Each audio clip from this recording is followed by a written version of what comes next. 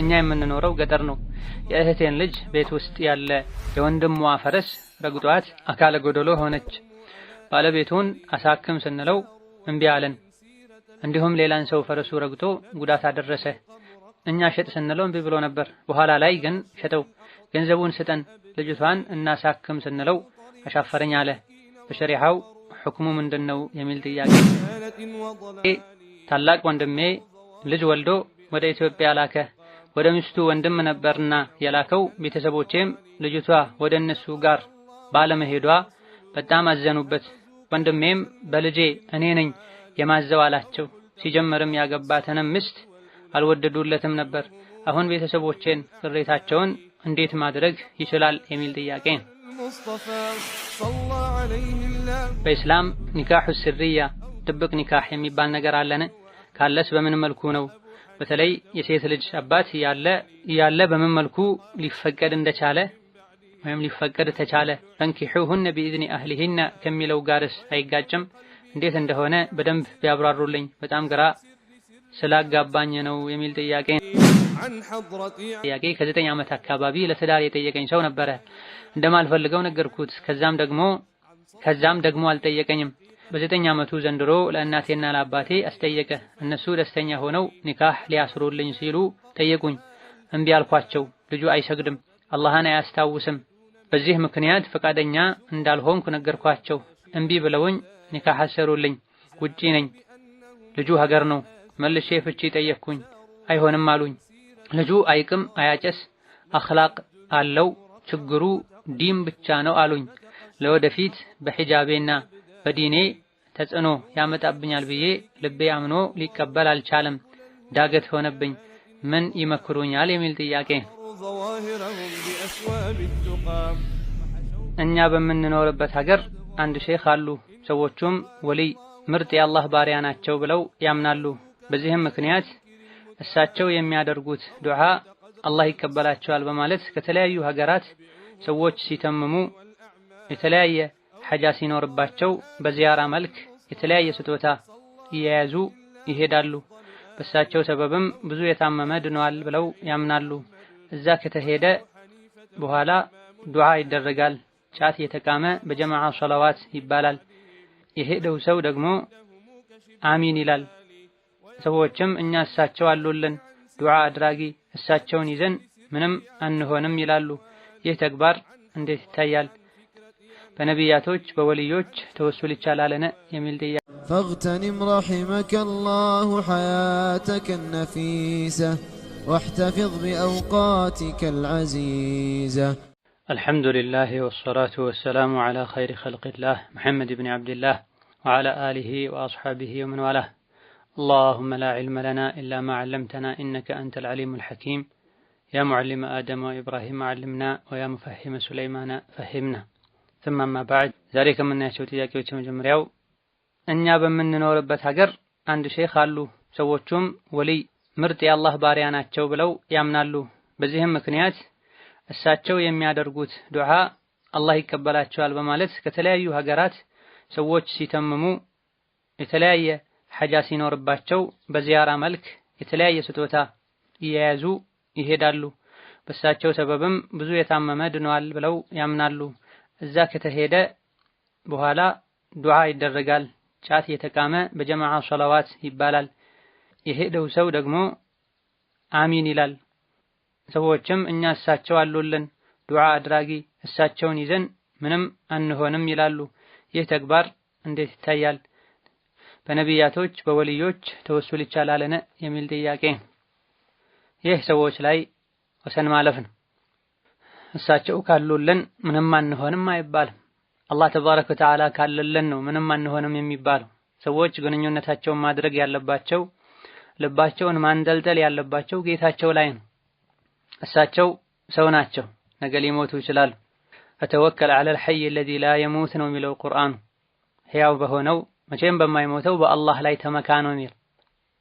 አጠገባችን ያለ አላህን የሚፈራ ተቅይ ነው፣ ሷሊሕ ነው፣ ዱዓው መቅቡል ይሆናል ብለን የምናስበውን ሰው ዱዓ አድርግልኝ ቢባል ችግር የለውም። ይሄን የሚያሳዩ በርካታ ደሊሎች አሉ። ነገር ግን አንድን ሰው ዱዓ ለማስደረግ ሐጃ አለብኝ ብሎ ከአንድ ሀገር ወደ ሌላ ሀገር መሄድ አይቻልም፣ ክልክል።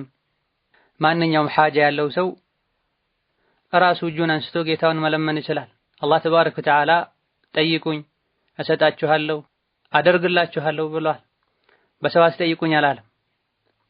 እንደው በራሳችን ዱዓ ከማድረጋችን ጋር እንደ ተጨማሪ ሷሊህ የሆነን ሰው ዱዓ አድርግልኝ ብንል ያን ያክል ችግር አይኖረውም። እንደው ዱዓ አድርግልኝ ስንል እሱ ለኛ ዱዓ ሲያደርግ ስለሚጠቀም እሱንም ጭምር መጥቀም አስበንበት መሆን አለበት የሚል ቀይድ ያስቀምጡ ዑለሞች እንዳሉ ሆነ ለአላህ ወልዮች እንዳሉት ነዓም እናምናለን። ነገር ግን የአላህ ወልዮች አላህን የሚፈሩ ነቢዩን የሚከተሉ ናቸው አለይሂ ሰላቱ ወሰላም። ሰዎች ወልይ ያሉት ሁሉ ወልይ አይሆንም። ወልዮች እነማን እንደሆኑ አላህ ቁርአን ላይ ነግሮናል። አላ ኢነ አውሊያ አላህ ላ ኸውፉን ዐለይሂም ወላ ሁም የሕዘኑን አለዚነ አመኑ ወካኑ የተቁን ብላ።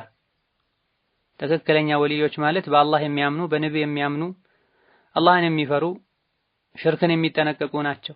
በነቢይ ሱና መሰረት የሚመሩ ናቸው። ተሰብስበው ጫት መቃም፣ ጫትን ከዱዓ ጋር ማያያዝ፣ በጋራ ተሰብስቦ ሰላዋት ማውረድ ቢድዓ ነው። ነብዩ አለይሂ ሰላቱ ወሰላም በዚህ መልኩ ዱዓ አላደረጉም። በዚህ መልኩ ከሷሐቦቻቸው ጋር ተሰብስበው አንዱ እየመራ ሌላው እየተከተለ እየተቀበለ ሶላዋት አላሉ። ጫት መቃሙም ጫት ካለው ጉዳት አንፃርም ወንጀል ነው፣ ክልክል ነው። ጭራሽ ደግሞ ጫት ከዱዓ ጋር ከተያያዘ ነገሩ ከሸሪዓ የወጣ ይሆናል፣ ቢድዓ ይሆናል፣ የዱዓን አደብ የጣሰ ይሆናል። ሰዎች ባደረጉትና ሰዎች ባገኙት ውጤት መሰረት አይደለም እኛ ነገሮችን ምንለካው። ምናደርገውን ምንተው ምንተው የሰዎች ንግግርና ድርጊት ሁኔታ በሱና ነው የሚለካው፣ በሱና ነው የሚመዘነው። ቁርአን ሐዲስ ላይ እንዲህ አይነት ነገር ካለ ከተፈቀደ መልካም እናደርጋለን። ቁርአን ሐዲስ ላይ እንዲህ ነገር ከሌለ ነብዩ ሱሐቦች ካላደረጉ ሰዎች የፈለጉትን ያክል ቢያደንቁት ቢደነቁበት ውጤት ያገኘንበት እንኳ ቢሉ እኛ እናምንበትም። ሰማይ ላይ ሲበር እንኳ ብናይ አንድን ሰው ድርጊቱ ግለሰቡ ከሱና ከቁርአን የራቀ ከሆነ ሰማይ ላይ ሲበር ስላየነው ጥሩ ሰው ነው፣ ትልቅ ሰው ነው፣ ከራማ አለው፣ ወልይ ነው አንልም። ትልቁ ከራማ ትልቁ ወልይነት በሁሉም ሁኔታዎችን ስራዎቻችን ላይ ቁርአንና ሐዲስን መሰረት አድርጎ መሄድ ነው። ስለዚህ እንዲህ አይነት ቦታ ከመሄድ መታቀብ ያስፈልጋል። በነቢዮችና በወልዮች በዱዓቸው ተወሱል ማድረግ አሁን ይቻላል፣ ችግር የለም።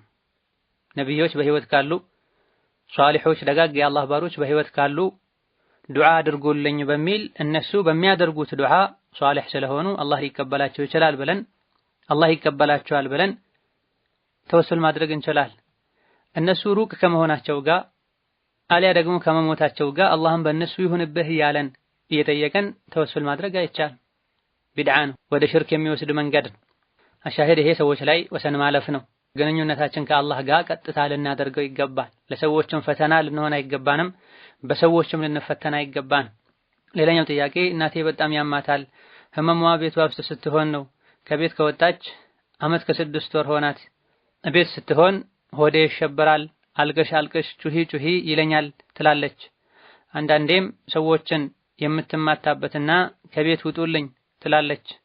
ቤት ስትሆን ነው ይህ ነገር የሚፈጠረው። ስትወጣ ደህና ትሆናለች። እናቴ በፊት ጠንቋይ ቤት ትሄድ ነበር፣ አሁን ላይ አቁማለች። ነገር ግን ይህ ከጠንቋዮች ጋር መሄደን ከተውኩት ነው የታመምኩት ትላለች። እመክራታለሁ፣ ሐራምነቱን አትቀበልም፣ ትቆጣለች። እምቢ ካልሽ የራስሽ ጉዳይ እላታለሁ። ለእኔና ለእናቴ ምን ይመክሩናል የሚል ጥያቄ። ወላጆች የራሳችሁ ጉዳይ አይባልም። ከወላጆቻችን ጋር አደብ ሊኖረን ይገባል። واخفض لهما جناح الذل من الرحمة وقل رب ارحمهما كما ربياني صغيرا ለወላጆች የእዝነት ክንፍህን ዝቅ አድርግ፣ ህፃን ሆኜ እንዳዘኑልኝ እዘንላቸው ብለህ ዱዓ አድርግ ተብለናል። በንግግር እጭ አትበሏቸው ብሏል አላህ ተባረከ ወተዓላ። ወላጆች ቢያጠፉ እንኳ ከነሱ ጋር ያለን ግንኙነት እንደ ሌሎች ሰዎች መሆን የለበትም። ጥያቄውን በተመለከተ ይህ ሩቃ የሚያስፈልገው ጉዳይ ነው። ቤት እንዳትቀመጥ፣ ቤቷ ላይ ደስተኛ እንዳትሆን፣ አልፎ ሁሉ ሰውን ለመምታት የሚያነሳሳ አይነት ስሜት ከሩቃ ጋር የተያያዘ ነው የሚመስለውና ከቻላችሁ ራሳችሁ፣ ካልቻላችሁ ደግሞ በአቅራቢያችሁ ያለ አላህን የሚፈራ ቁርአንን ሐዲስን የሚከተል ሰው ፈልጋችሁ ሩቃ ማስደረግ ነው። ይሄም ላይ ሰብር አድርጎ መቀጠል ያስፈልጋል። አንድ ቀን 2 ቀን ሞክረው ውጤት ሲያጡ ወደ ሌላ የሚያስቡ ሰዎች አሉ። ጊዜያዊ የአዱንያ ህመምን መቋቋም አቅቶን ዘላለማዊ የአኺራ የጀሃነም እሳትን ህመም የሚያስከትል ወንጀል ውስጥ መግባት የለበትም። ሙስሊም የሆነ ሰው ጠንቋይ ጋር መሄድ በቁርአን በሸሪዓ መክፈር ነው። ነቢያችን ሰለላሁ ዐለይሂ ወሰለም ወደ ጠንቋይ ሄዶ ጠንቋዩንም ጠይቆት የሚለውን አምኖ የተቀበለ እኔ ላይ በወረደው ክዷል ብለዋል። በቁርአን በሸሪዓ ማለት ከአላህ ውጪ ገይብ የሚያውቅ ማንም የለም። ጠንቋይ እኔ ገይብ አውቃለሁ እያለ ነው። በሸይጣን እየታገዘ ነው። ሸይጣን ጠላታችን ባለማወቅ ከዚህ በፊት ጠንቋይ ጋር ለሄደችው እንድትጸጸት ተውበት እንድታደርግ ወደፊትም ላለመሄድ እንድትወስን በዚህ ውሳኔዋ ላይ ለሚደርሱባት ፈተናዎች በላዎች እንድትታገስ መምከር ነው። የሸይጣን ትልቁ ጥረቱ ሰዎችን ከእስላም ማስወጣት ነው። ሽርክ ላይ ኩፍር ላይ መጣል ነው። ይህ ተሳክቶለት ከሱ ጋር ጀሃነም እንዲወርዱ ነው የሚፈልገው። አላህ ደግሞ በዱንያ ከኩፍር ከሽርክ ወተን ከአኺራ እሳት እንድንድን ይፈልጋል። ሸይጣን ስናምፀው ወደ አላህ ተባረከ ወተዓላ ስንጠጋ ዲን ላይ ቀጥ ስንል በተለያየ መልኩ ሊፈትነን ይችላል። ይህን ፈተና መቋቋም መሰበር ያስፈልጋልና ሶብር አድርጊ። ጠንቋይ ጋር ሄዶ ከሚገኝ የውሸት አኺራን የሚያበላሽ ፈውስና አፊያ ይልቅ ቁርአን በመቅራት በቁርአን በማመን ጠዋትና ማታ ዚክር በማለት አላህን ዘውትር ፈውሰኝ ብሎ ዱዓ በማድረግ ሙሉ አፊያ የዱንያም የአኺራ አፊያ ጤንነት እንደሚገኝ መንገድ ያስፈልጋል። ሌላኛው ጥያቄ ተየሙም በውዱእ ቦታ ነው ተብሏል። ልክ እንደ ውዱእ የሚያስፈታ ነገር ካላጋጠመን አንድ ጊዜ ባደረግነው ተየሙም የተለያዩ ሶላቶችን መስገድ እንችላለን ወይስ በየሶላቱ ማድረግ አለብን የሚል ጥያቄ ነው። ይህ በፉቃሃዎች በፊቅህ ሊቃውንቶች መካከል ኺላፍ ያለበት ጉዳይ ነው። ኢማም ማሊክና ኢማም ሻፊዒ እንደዚሁ መዝሀባቸውን ተከታዮች በአንድ ተየሙም አንድ ሶላት ብቻ ነው የሚሰገደው፣ አንድ ፈርዱ ሶላት ብቻ ነው የሚሰገደው የሚል አቋም አላቸው። ነገር ግን ሌሎች ዑለሞች በአንድ ተየሙም ብዙ ሶላቶችን መስገድ ይቻላል፣ ተየሙምን የሚያፈርስ ነገር እስካላደረገ ድረስ ብላ። ተየሙም የሚያፈርሱ ነገሮች ውዱእ የሚያፈርሱ ነገሮች ራሳቸው ናቸው። ተጨማሪው ውሃ ማግኘት ነው።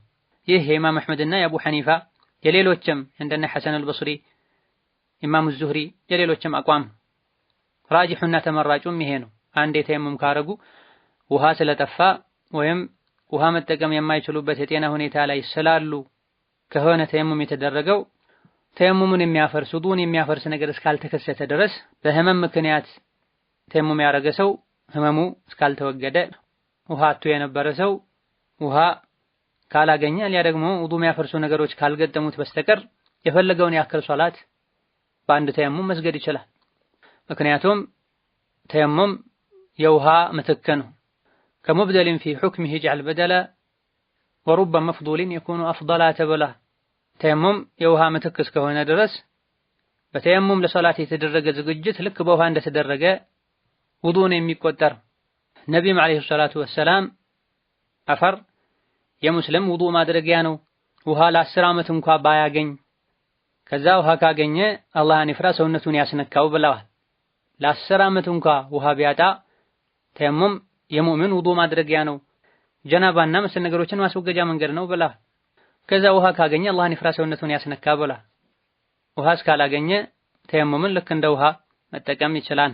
ስለዚህ ዙህር ላይ ተየሙም ያደረገ ሰው እስከ ዐስር ውዱእ የሚያፈርስ ነገር ካላደረገ ውሃም ካልተገኘ ዐስርም መግሪብም ዒሻም በዛው መስገድ ይችላል። ራጂሑ ይሄ ነው። ሌላኛው አቋም እንዳለ ሆኖ ማለት ነው። በዑለሞች መሃል በፉቃዎች መሃል ኺላፍ ያለበት ጉዳይ ነው። ከአንድ በላይ መስገድ አይቻልም ያሉ አሉ። ራሱን የቻለ የሚያቀርቡት ማስረጃ አላቸው።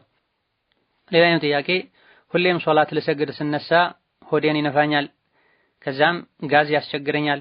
መስገድ እስኪ ደክመኝ ድረስ ሶላትን አቋርጬ ሄጄ ውዱእ አደርጋለሁ፣ ግን ምንም አይሻለኝም። በተደጋጋሚ ውዱእ ባደርግም ያው ነው። ምን ይሻለኛል?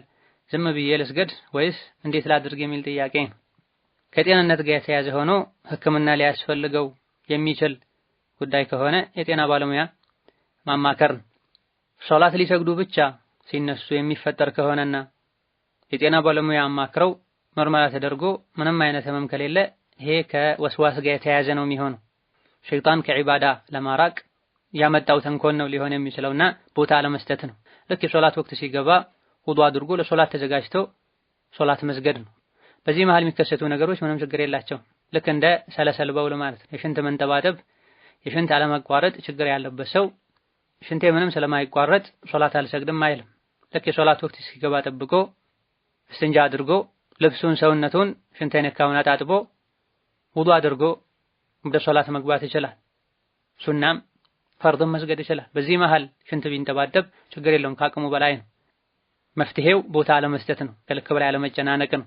ወከዛልክ እስቲዓዛ ማብዛት ነው፣ አዑዙ ቢላሂ ሚነሸይጣኒ ረጂም ማለት ማብዛት፣ ለጧትና ማታ ዝክሮችን ማዘውተር ነው።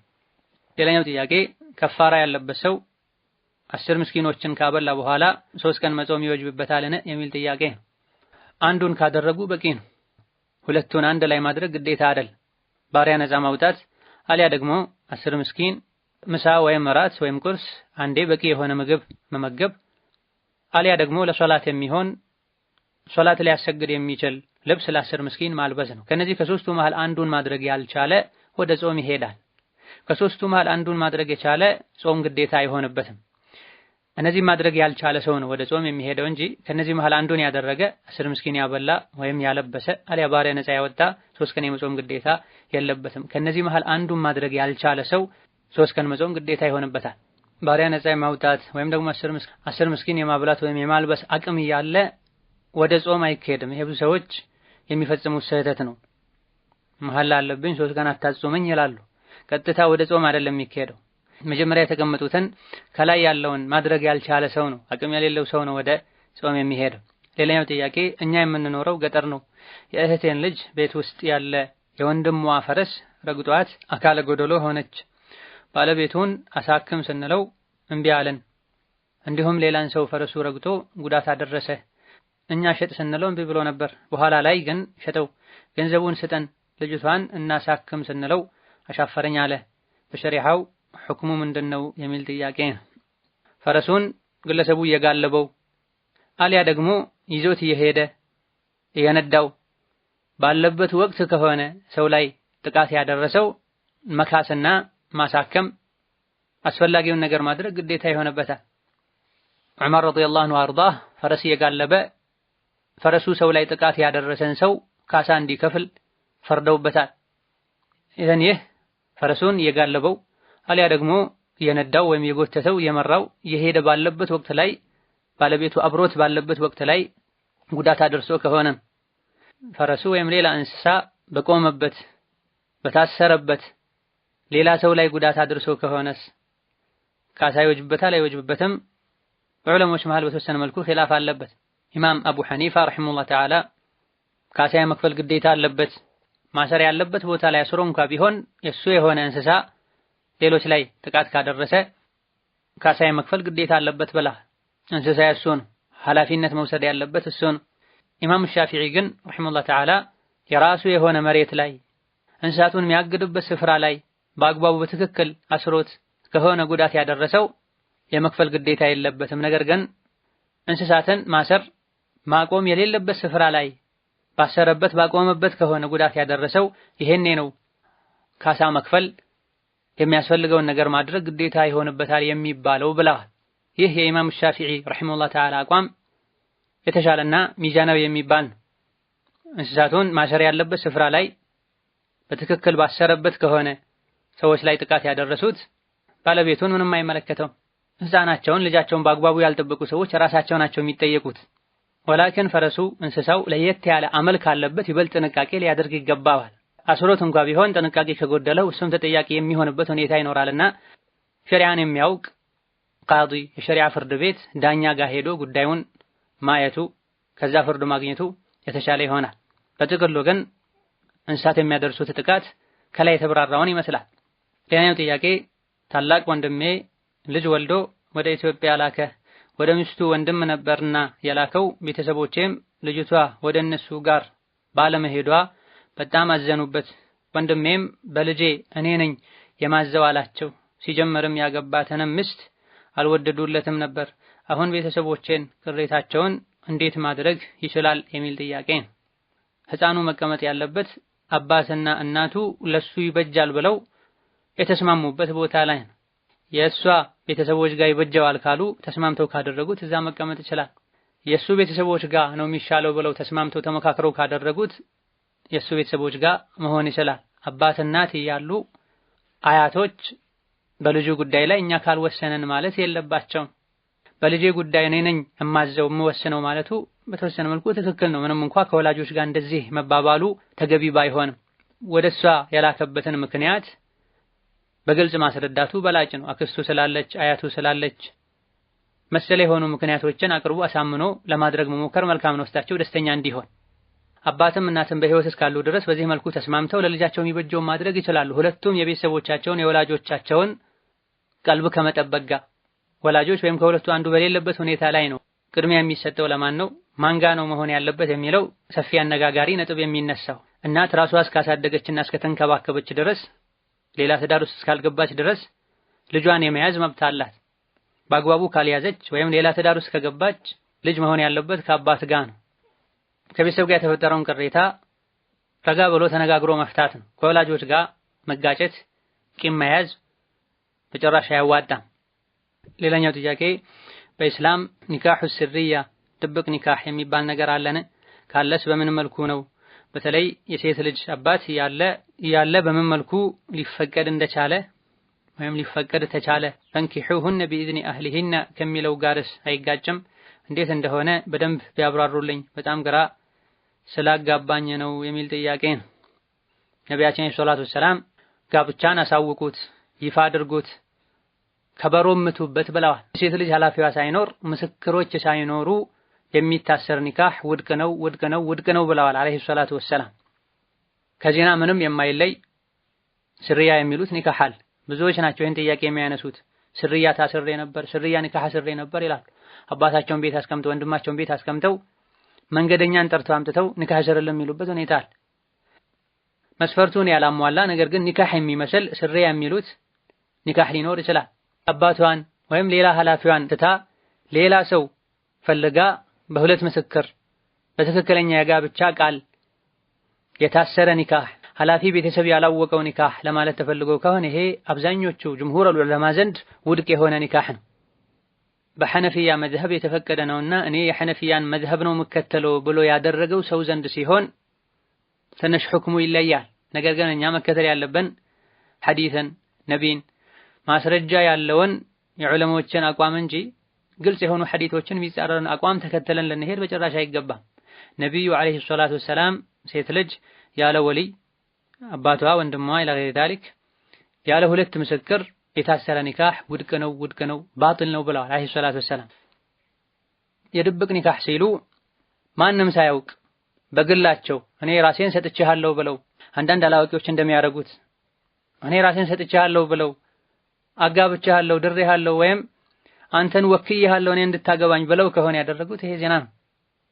ማንም ይሄን የፈቀደ የለም። ምስክር ሳይኖር ወሊ ኃላፊ ሳይኖር ሴት ልጅ ራሷን ለአንድ ወንድ ድሬያለሁ ሰጥቻለሁ አንተን ወክዬሃለሁ እንደፈለግክ አድርግ አይባል። ይህ በሁሉም ዑለሞች ስምምነት ውድቅ ይሆናል። አልፎ ሁሉ ወልይ እንኳን ቢኖር ሁለት ምስክር እንኳን ቢኖር ኒካህ ማሰራችንን ለማንም አታሳውቁ ከተባለ ይሄም ድብቅ ኒካህ ነው የሚሆነው፣ ትክክል አይሆንም የሚል አቋም አላቸው ማሊክዮች። ስለዚህ የኒካህ ህግጋቶችን ልናቅ አላህ ተባረከ ወተዓላ ሚታቅ ገሊዝ ከባድ ቃል ኪዳን ያለውን ጋብቻ ልናከብደው ሸሪዓ መስፈርት ተሟልቶ ግልጽ በሆነ መልኩ እንጂ ጋብቻ ውስጥ ከመግባት ልንጠነቀቅ ይገባናል። ወደ ጋብቻ ለመግባት ሸሪዓችን ጠበቅ ያሉ መስፈርቶችን አስቀምጧል። ሴቷ ፈቃደኛ መሆን አለባት። እሷን የሚድረው ወሊ መስፈርቱን ያሟላ መሆን አለበት። ሁለት ምስክሮች መኖር አለባቸው። ማህር መኖር አለበት።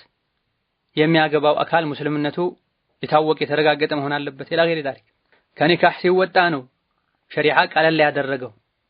አማ ወደ ጋብቻ ሲገባ መስፈርቱን ከበድ አድርጎታል አላህ ተባረከ ወተዓላ። ምክንያቱም ሐራም የነበረችን ሴት ለሱ ሐላል ማድረግ ስለሆነ ከሐራም ወደ ሐላል ለማሸጋገር መስፈርቱ በጣም ጥብቅ ነው። ከሐላል ግን ለማውጣት መስፈርቱ ቀላል። ለሱ ሐላል የነበረችን ሴት ራሱ ላይ ሐራም ለማድረግ ወይም ጋብቻውን ለማቋረጥ መስፈርቱ በጣም ቀላል። ኒካህ ያላሰረላት ሴት በሙሉ ለሱ ሐራም ናት። ከሐራምነት አውጥቶ ወደ ሐላል ለማስገባት ግን መስፈርቱ በጣም ከብዷል። ልናረክሰው ልናቀለው አይገባም። ጥያቄው ላይ ፈንኪሑሁነ ቢኢዝኒ አህሊሂን የሚለው የተጠቀሰው አንቀጽ በመሰረቱ የሚመለከተው ባሪያ የሆኑ ሴቶችን ኃላፊዎቻቸውን ወልያቸውን አስፈቅዳችሁ አሳውቃችሁ ኒካህ እሰሯቸው ነው የሚለው። ባሪያ የሆነች ሴት እንኳን አለቃዋ ሳይፈቅድ ሳያጸድቅ ጋብቻ ማሰብ ኒካህ ማድረግ አትችልም ነበር ባሪያ ስርዓት በነበረበት ወቅት ላይ። ባሪያ ላልሆኑ ለጨዋ ሴቶችም ቢሆን ተመሳሳይ የሆነ ህግ አለ። ወላ ቱንኪሑል ሙሽሪኪነ ሐታ ዩእሚኑ ብሏል አላህ።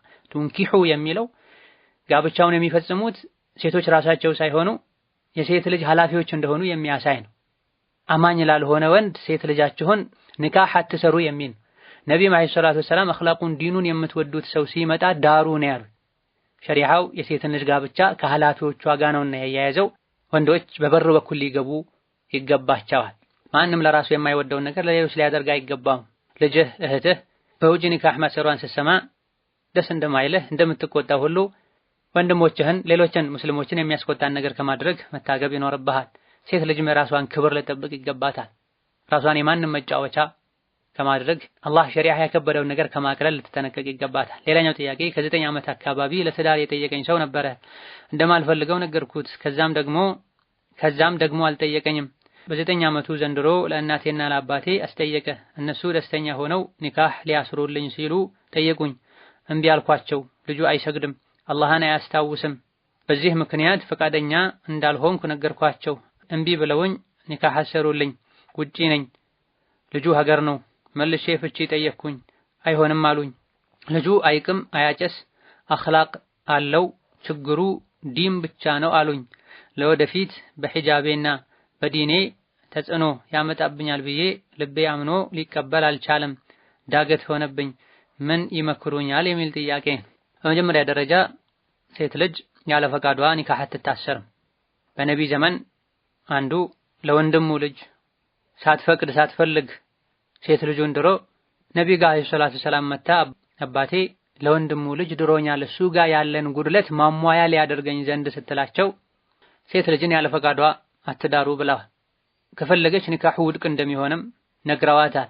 አይ ይሆንለት ሴት ልጅ ያልፈለገችውን ያለ ማግባት መብት እንዳላት እንዲታወቅላት ብዬ ነው ወደ እርሱ ያመጣሁት ብላለች። በማዕና አልሐዲስ ከጋብቻ መሰረቶች መስፈርቶች መሃል አንዱ የሁለቱ ተጋቢዎች መዋደድና መፈቃቀድ ነው። እሷ ያልፈቀደችውን ያልፈለገችውን ሰው መዳር አይቻል።